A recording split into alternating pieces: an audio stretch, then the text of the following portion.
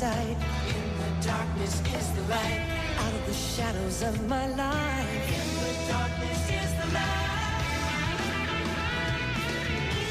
Welcome once more to the So Weird podcast. I'm Zach. I'm Kathy. I'm Emily. And I'm Kat. And we are talking about season 2 episode here, Blues, right? Yep. Okay. Yes. Yeah, so now last time off mic, you guys mentioned to me how this apparently was done for Disney's Black History Month, this episode? Yes. I found an old newspaper clipping a while back through the Google search that said this was done for Black History Month. I don't know if it was the writers knew going into it that it would be airing during Black History Month, or they just decided to air the episode during Black History Month. But yes, it did air in February. Okay. Well, you mentioned the writer. This was written by Bruce Zimmerman, who previously did Sacrifice and would go on to produce all of season 3 and wrote about a third of the episodes from season 3. So, and he has Transplant coming up as well. Though I can't really see any through line for that. But yeah, what's this one about? So the episode is titled Blues because Molly is going to play at this club that used to be this huge blues venue. Only the owner is very adamant that we don't play the blues here anymore, Miss Phillips. Why don't you just take your business elsewhere? Because Molly is hit with all this inspiration to start singing blues music. Only that inspiration, dun dun dun, has a paranormal to it. Yes, and what is our paranormal mystery of the week? Channeling. Yeah, and that's what they call it. And they introduce this with a really odd little opening sequence there with the family around the TV, and Fiona uses old rabbit ears televisions as a metaphor for channeling spirits. And it amuses me because she talks about rabbit ear antenna on a TV. Like, there's this thing like, man, can you believe the past was so antiquated? And watching that, I just think, like, the kids today would probably be saying that about VHS. And that makes me feel old. Speaking of VHS, this is the first episode of So Weird that I actually recorded on VHS because it came on right after Disney aired Fly Away Home, which is one of my mom's favorite shows or movies. I still have the VHS. You still have the tape? Yeah. Oh, that's so crazy. Do you have like a So Weird VHS collection somewhere? I did. Once they started airing the show only at like 2 in the morning, I would get up because I didn't know how to set the VCR to record automatically to record the show and then go back to bed. And when my parents caught me, they were pissed. That's amazing. You should try and digitalize those so you can upload like the commercials and the bumpers and stuff to the internet. I live for that kind of stuff. You know, when I find an old VHS tape, when I find an old tape that's recorded off of TV, like usually the movie and the TV shows, not in this example, but usually they've been released on DVD or something. And for me, it's about the old commercials and station IDs and stuff like that. That's the stuff that I love to see. Mm-hmm. Yeah, channeling. And Fee, in order to bolster her claim of this, mentions this woman who channeled a person from Lemuria, which is just a whole other kettle of fish. Is that a real story?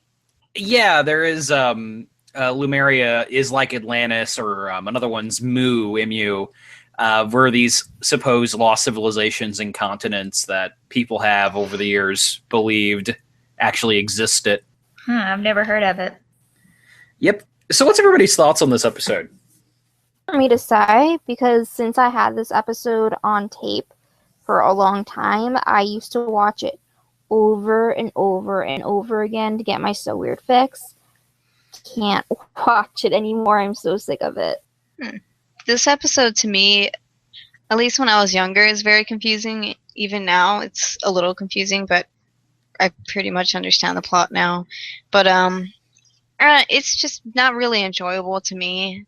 The channeling, I don't know. It's not much for me. I don't really like the song that they play also. I think it's cool to hear like Ned and to see Ned, Carrie, and Molly perform together. They should do that more. But other than that, no, I don't know. I just don't really like it much.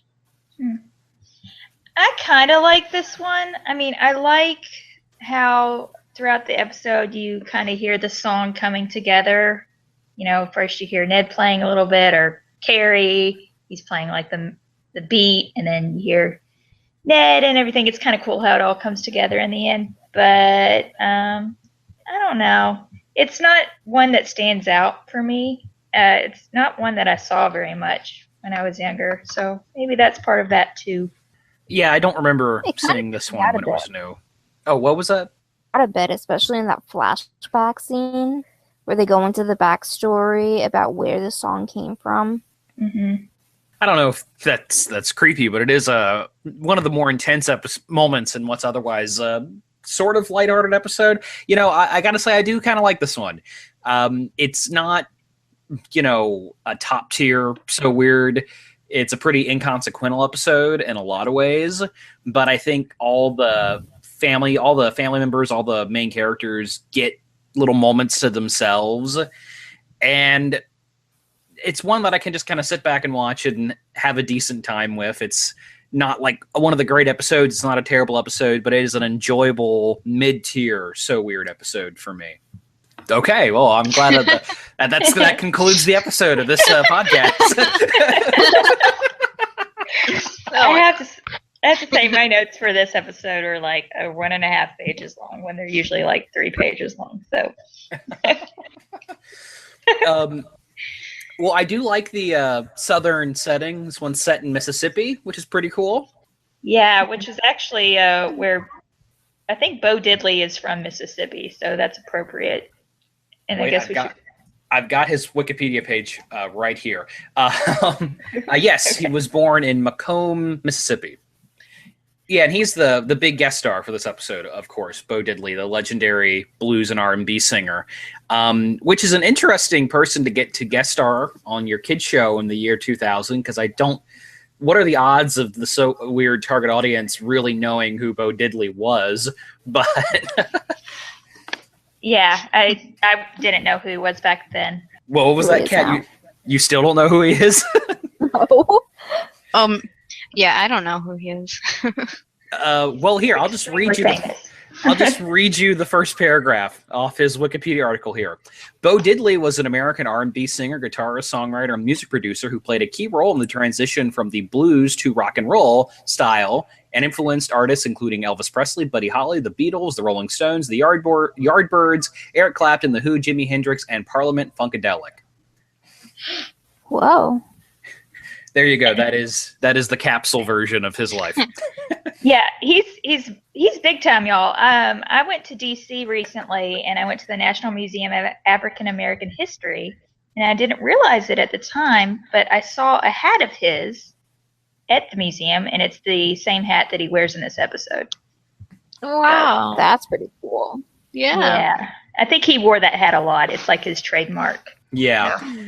Yeah, well, you know, I grew up in a household where, one of my dad's favorite movies is The Blues Brothers, and Bo Diddley's not in that film. I don't think he is, but I just grew up around blues music, hearing it. So I wasn't like very familiar with who he was, but I definitely knew the name. And yes, he's in the sequel to The Blues Brothers. He's not in the original, but he is in the second one.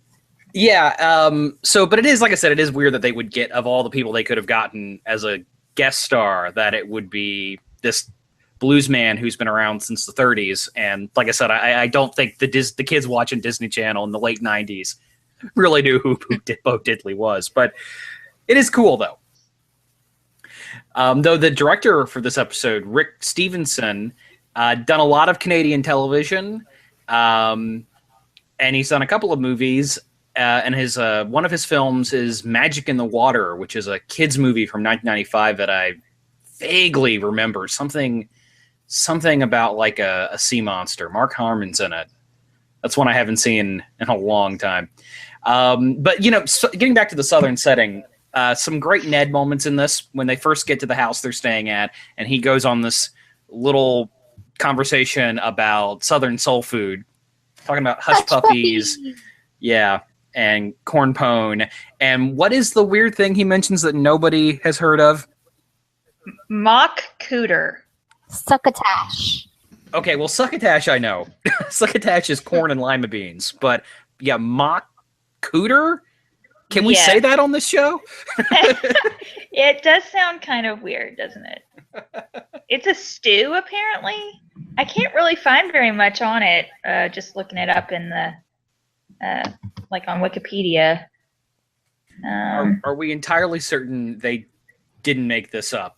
No, they didn't. There's something in, it's like, Daily Mail has an article on it. I don't know. Is Daily Mail a tabloid? Yeah, Daily Mail is a really shitty British tabloid, but I'm...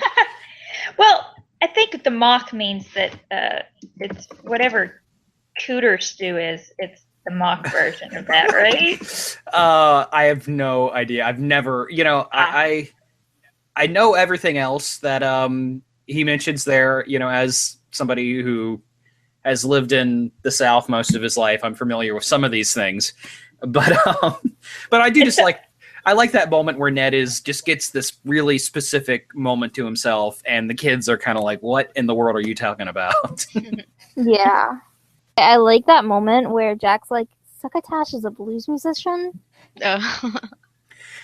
Yeah, well, and I gotta tell you, out of the characters, Jack is kind of the one who gets the least to do in this episode. But there's lots of stuff with Molly and Fee and Carrie and Ned. All that's fun to see, especially since Ned and Irene haven't been in the last 2 episodes. It's nice to see them back. And you do get, something that's neat about this episode, you get to hear Fiona sing. Yeah. And that's kind of neat. I mean, Kara doesn't have, a great voice, but, it's sort of neat. And it's unique because it's the only time we hear her sing, unlike other Disney shows where the main female protagonist sings randomly throughout the show. Yeah. Season 3. Oh. Yeah. Yeah. We hear her play the guitar a little bit in the season 2 premiere, but this is the only time we hear her sing. And I guess Jack really inherited the singing genes from her mom. But, her voice isn't bad, I think, all things considered. And it's neat. It is a little neat to hear her do that. Yeah. I like it. And I do like the moment. Tries. Yeah, I do like the moment in the house where Ned is playing the harmonica and everybody just sort of starts singing along. Like they have this little jam moment. Mm-hmm. And it's kind of a neat moment on one hand because you can see that everybody is a little freaked out by this feeling coming over them out of nowhere. But it is sort of neat to just see everybody jamming together like that. It's kind of fun.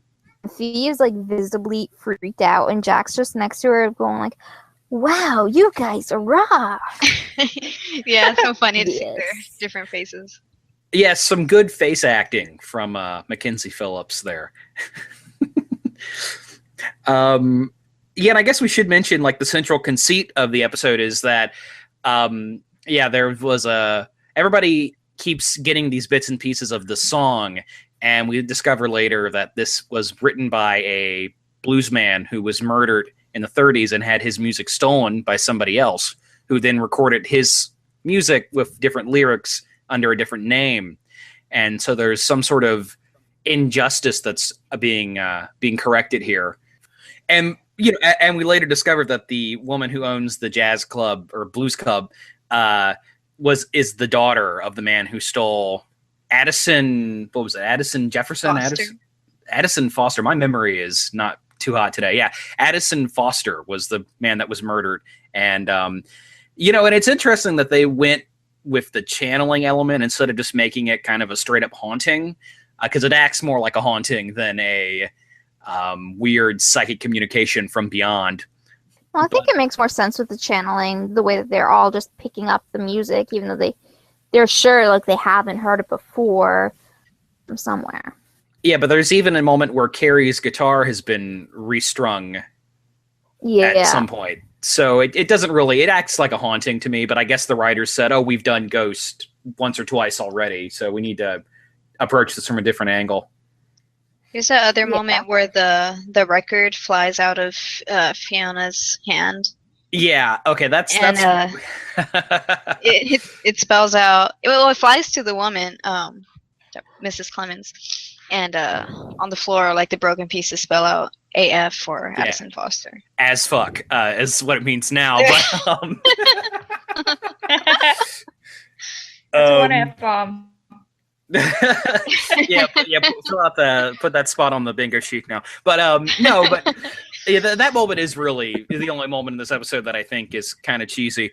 But I like I said, I like it when Fiona's going around and sleuthing, and they go to the record shop that's owned by Bo Diddley's character, and we get some exposition there. And I like that everybody's kind of involved in the mystery this week. Like, it's not just Fiona or Jack. It's the whole family is involved, and I like that element to it. And this is a low stakes episode, but in a way that's sort of comfy to me. I don't know. Rewatching this today, I was kind of surprised how much I liked it, because it didn't make a big impression on me the last time I saw it. But this time, it's like just fun to hang out with the Phillips family for a half an hour doing stuff. Yeah, it's a very easy watch, I feel like. Yeah. I don't know. But I don't think anybody else here likes this episode as much. My biggest complaint was that there's not enough Jack. But I do love his line where he's talking about channeling, and he's like, well, maybe you should try channeling your algebra homework. Einstein's out there somewhere. Yeah, some continuity there. Fiona doesn't like math. And it's funny that him and Ned are going to go fishing, so they're both wearing fishing gear. And hey, Papa Bear comes back for this episode, sort of. And Clue. Yeah, Clue is there too. Yeah, that's a neat way. The show's done this before, where they bring back previous characters through the chat, which is kind of a neat way to bring the characters back without having to bring the actors back. Yeah, so I guess we don't have too much to say about this one, but I like that we see Molly rehearsing for new math, so we hear a little bit of that. Yeah. And I guess we should mention, the central song here, which Kathy has already said that she does not like. Late Night Blues. Now, I'm not saying this is a so weird classic song number. It is, you're watching lily white people sing black music. So there is that disconnect there. But it's okay. It's not too bad. It's probably like my least favorite Mackenzie song, but it's not bad. It's catchy. I like the music, doo-doo, like when they're playing that at the beginning, just the music. Wait, sing that again, Emily. No! Nah. I'm not going to do that. But yeah, I mean, it is kind of weird how it ends with, it is a weird shot at the end, knowing that this is for Black History Month, to see them, all these white people on stage performing this song that was written by a black man. A murdered black man. Yeah. Yeah. That's the thing about the ending that kind of annoys me, is that this whole episode was about someone stealing someone else's work. And they didn't tell Addison Foster's family that they would be playing his song before the show. I mean, really? Yeah, they're doing this to honor this woman's father or grandfather. I can't remember which it was. I guess it was her father, but I guess the grandfather. And that is kind of a dick move, isn't it? Like, hey, your grandfather's music was stolen and we're stealing it again. Yeah, in their words, they were trying to, it's their way of making it right, is to actually perform their original music. Well-intentioned, but... And they to should have give at least credit to the original writer. Yeah, that's true. Yeah, that's true. I hope she didn't have to buy tickets to the show. At the very least, they should have let her in for free, yeah. The Yale's the name of the club, by the way, which is a really weird name for a club. I don't know. The Yale brings collegiate experiences to mind for me, not music. And, I feel like the whole Black History Month thing, the problem, if this episode was indeed written with that in mind, there's sort of this elephant in the room that I don't think Disney Channel really wanted to get into, because it's sort of a heavy subject for a kid's show. But if you're going to do an episode about supernatural stuff and theme it with Black History Month, and not, acknowledge slavery at any point, it's going to get a little awkward, which is maybe why this episode feels kind of insular in some ways.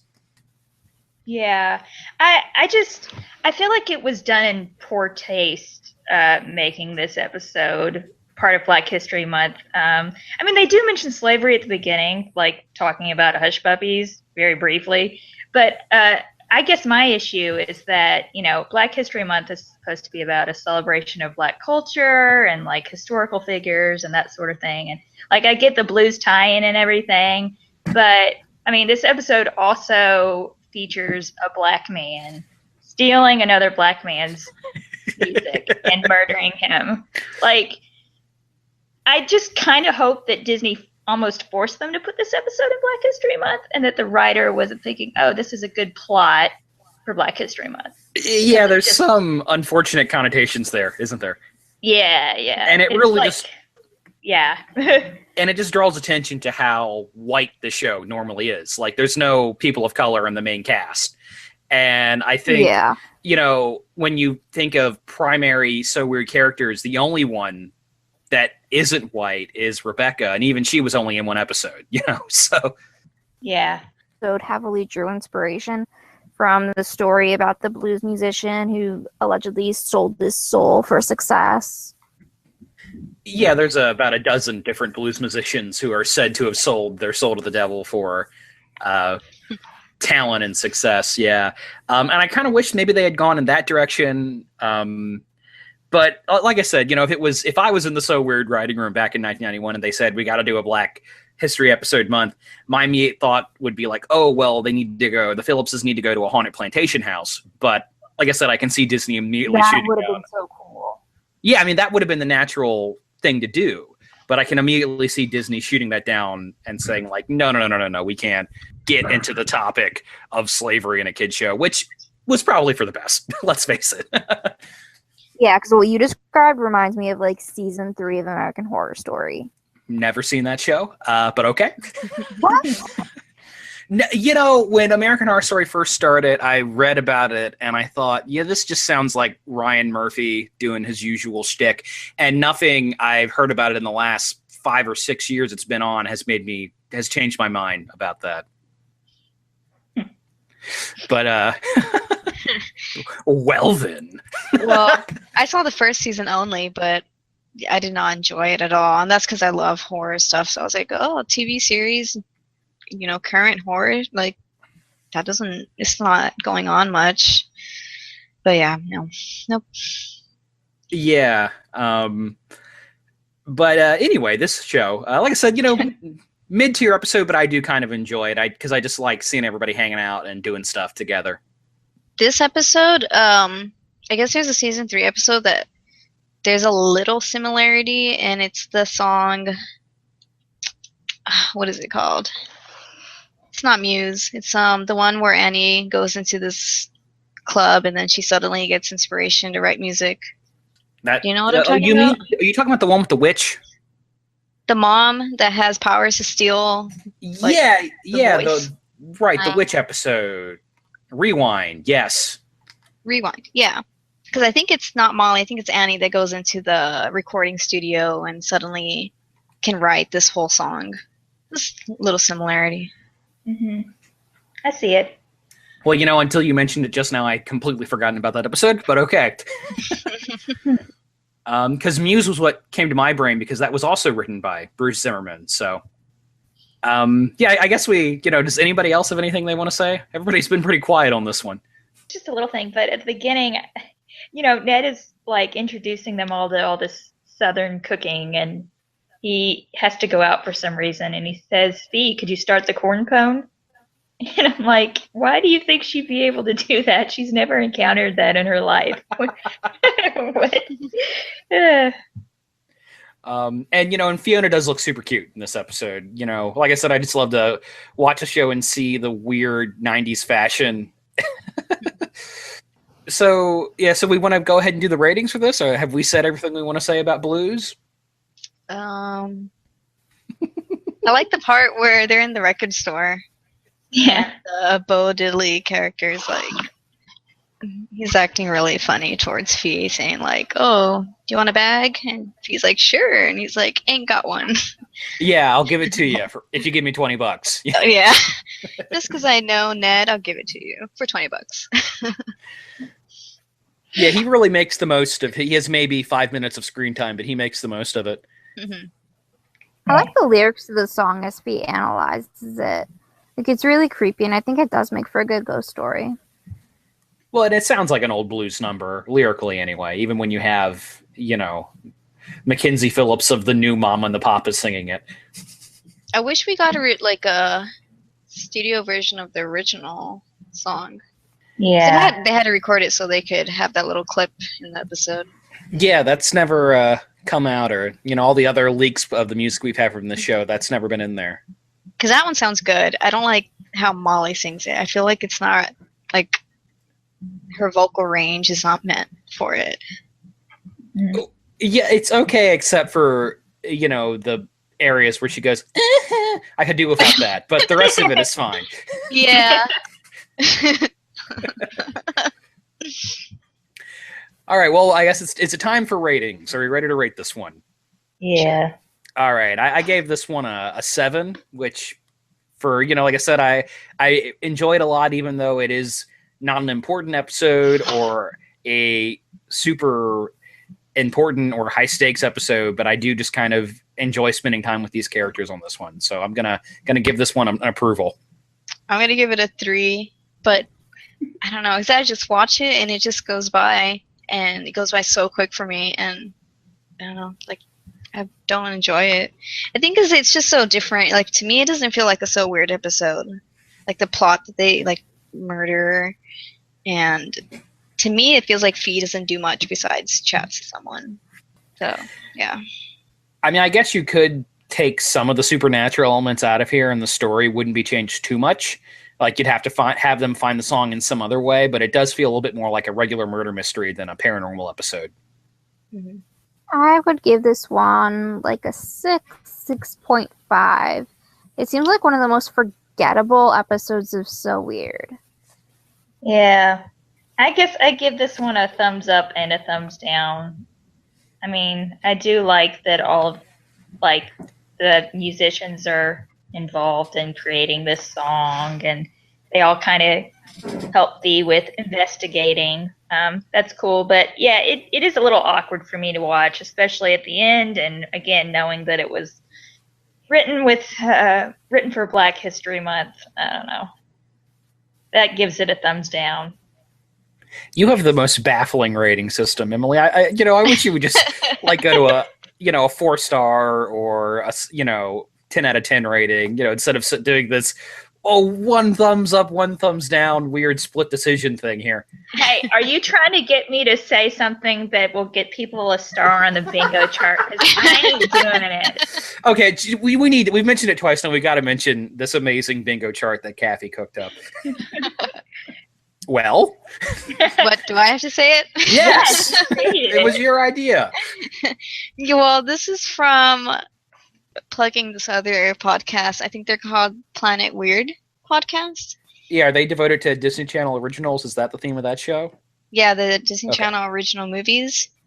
And on their Twitter, they just created a bingo chart, and it just seemed really cool. And I know, like, when I edit this, I always notice that we say some of the same things, like, in every episode.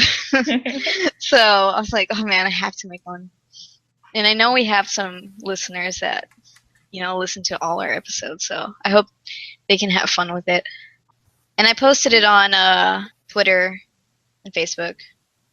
Yeah, you can find that on our Twitter feed, and I just got a real kick out of that. I found that was delightful to me. Yeah. Perfect, really. Is there anything else we want to bring up? We can go to our feedback section. Okay, is it time for feedback? All right. Okay, so for our fall episode, we got a comment from Melissa, who is the boss applesauce on our forum. And she said, my theory about Pete and Lewis is that Lewis is a manifestation of Pete, what he would look like if he grew up. just trying to figure out what happened. I remember watching Ghost Whisperer years ago, and there were several episodes where Melinda had to deal with ghosts who were confused about how they died and whatnot. I feel this is a similar thing, except since there's no Ghost Whisperer to help walk him through what happened and get him to the other side, he had to literally investigate it for himself. I like to think that ghosts have the ability to build up the energy it would obviously take to manifest themselves into something the living could see. And I forget how long it's been since Pete's death, but it would probably be enough time to build up the needed energy. One of you commented why everyone could see him if he were a ghost or something, and that kind of reminded me of the season 3 episode Grave Mistake, which I am actually on the fence about whether or not I like it. An old friend of the Phillips comes in and claims she's been haunted, but in the end, it's actually her husband trying to tell her she's dead. She didn't know she was dead, and neither did anyone else. It still confuses me why everyone was able to see her. I mean, if she doesn't know she's dead, she probably doesn't have enough energy, time to build up the energy it would take to physically manifest herself or whatever. But yeah. Yeah, you know, that is one of those season 3 episodes that I almost like, but still annoy the hell out of me. So, Yeah. That one annoys me because he's not, whenever he says you're dead, it's not really spooky. It's just like, wake up, you're dead. It's comedic. It's comedic Yeah. to me. and who did you say that was from? Melissa. Melissa. Thank you for the feedback, Melissa. And we will get to season 3 in due time. Mhm. Yeah, thank you. And this is from Travis on our Siren episode.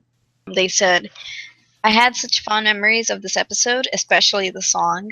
I guess I get why other people might not like it, but it was always one of my favorites. I love the otherworldly quality to it, and especially with the magic ability she had to harmonize with herself. And the guitar accompaniment in the chorus is beautiful, which I'm pretty sure is just an acoustic guitar. Speaking of which, I remember being obsessed with the instrument she plays. In the episode, she calls it her lauto, which I'm pretty sure is a made-up word. After doing extensive research years ago, if my memory serves me correctly, what they use in this episode is called a rhubarb. Also, I'm pretty sure my love for this episode comes from the fact it features Jewel State, who was one of my main characters of another one of my favorite shows from my childhood, Space Cases. Another show that was canceled way too soon. Loving the podcast. I'm so glad I'm finally getting caught up, but can't wait to hear you talk about Banshee, my personal fave. Space Cases. That's a show I haven't thought about in a long time. Surprise! I was expecting them to say Firefly. Yeah, that's where I thought they were going there too. Well, I guess that means Jewel State's been on 2 separate space shows, hasn't she? Huh. It's cool that they did that research on the instrument. I didn't know it wasn't real. Yeah, that's I was just thinking, So Weird fans are some of the most industrious fans I've ever seen because they do hunt that kind of information down. We're like Fee. Yeah, Learn we from are. Phoebe. Yeah. I mean, I'm not, but you guys are. Yeah, so thank you, and thanks for keeping up and commenting a lot. And this is from Andrea, which I think that was the correct way. I don't remember anymore. I thought she said we were saying it Andrea, and that was correct. Isn't that what she said? Yeah, I think it's Andrea. Okay, I'll try to remember. Andrea. She has 2 comments for Fall and Vampire. So this is for Fall. She said, thank you for opening my eyes to just how great this episode is. Like I mentioned before, I was mainly focused on the tension between Molly and Fee instead of Ned's childhood tragedy. I also thought the reporter was irritating because it seemed to me that he was badgering Ned and his friend about the loss of their friend, even though it was clear that they already truly felt terrible about what happened to Pete. It never occurred to me that the spirit/reporter might actually be trying to help them come to terms with what happened and bring them some peace. The end of the episode makes so much more sense to me now than it did before I listened to this review. When you review Vampire, I'm curious to hear what you all have to say about the little details you may have picked up on. I like the continuity in the episode. Jack went to visit Gabe in Fall, and then in Vampire, he calls her to tell her the news about joining the OSSN.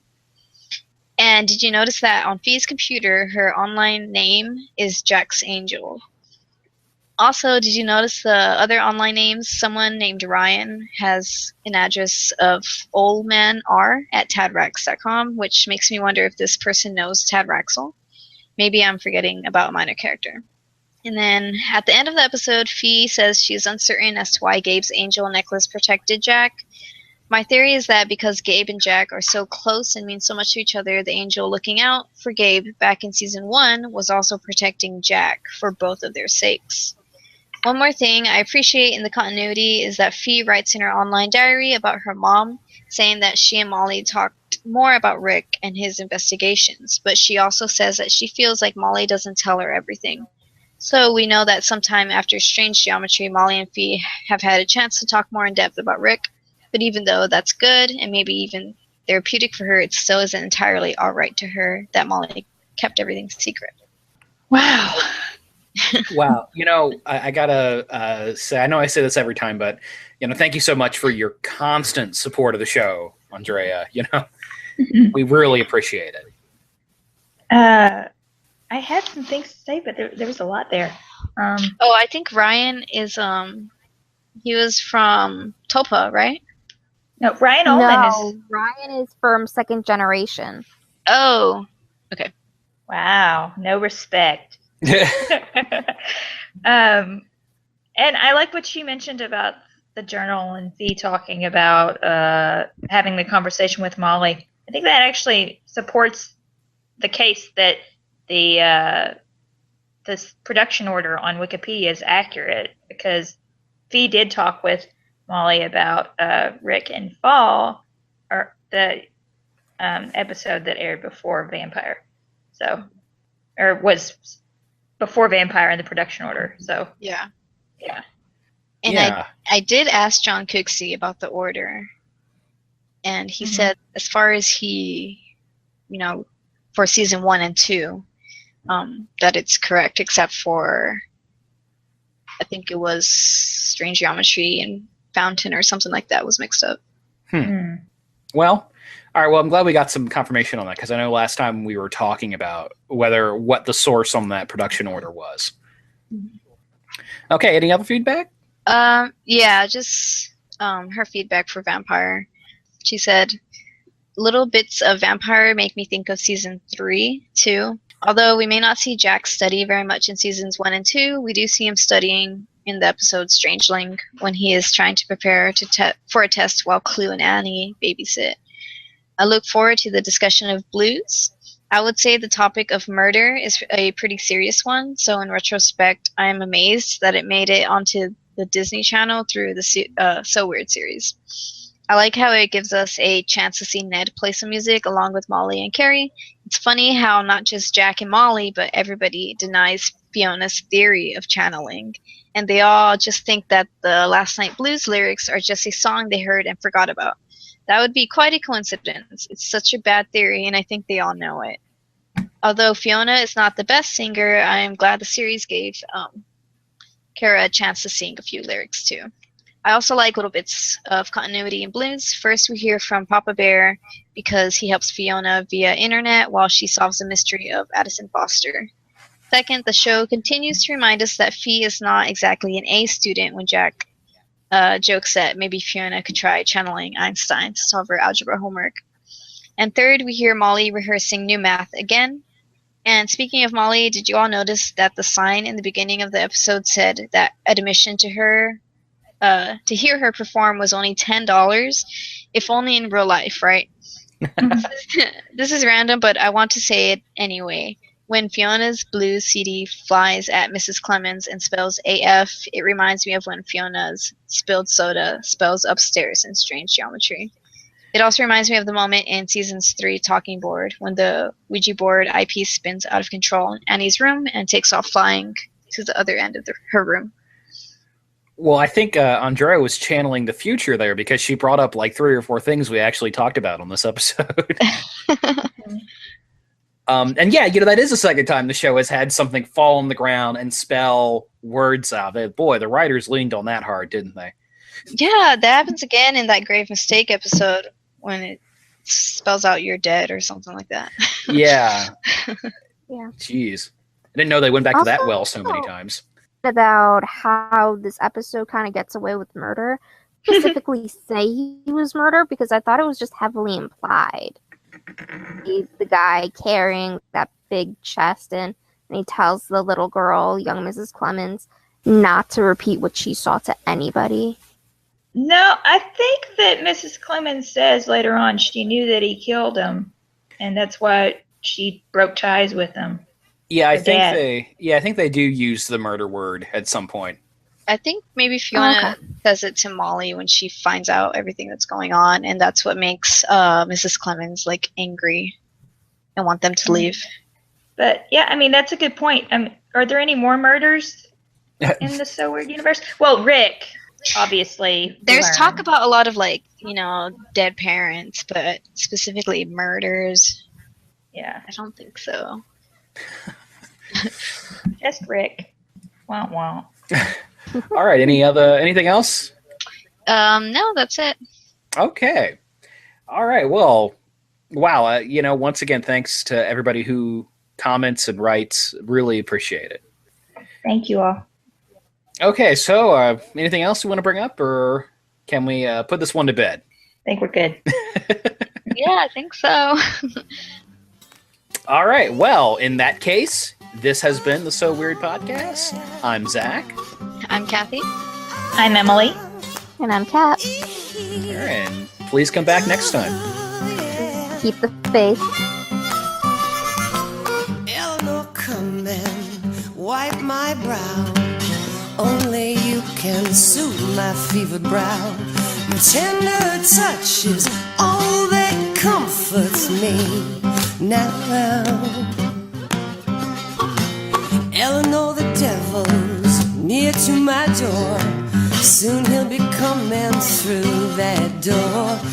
When he gone, I fear I'll be no more.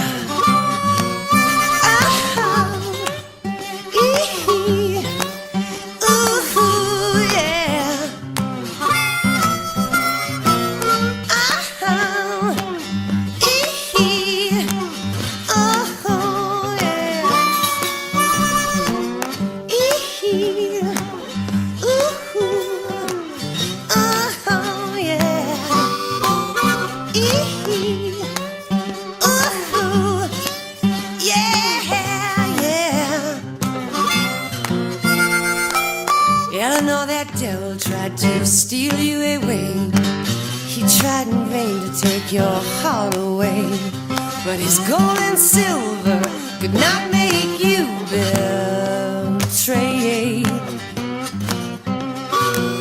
Eleanor, remember what I said. Don't forget these last words that I said. He can't have you, so aim to have my soul instead. I will not strike back in anger. I will turn the other cheek. And if I die before I wake, let the earth inherit the meek. Said, let the earth inherit the meek.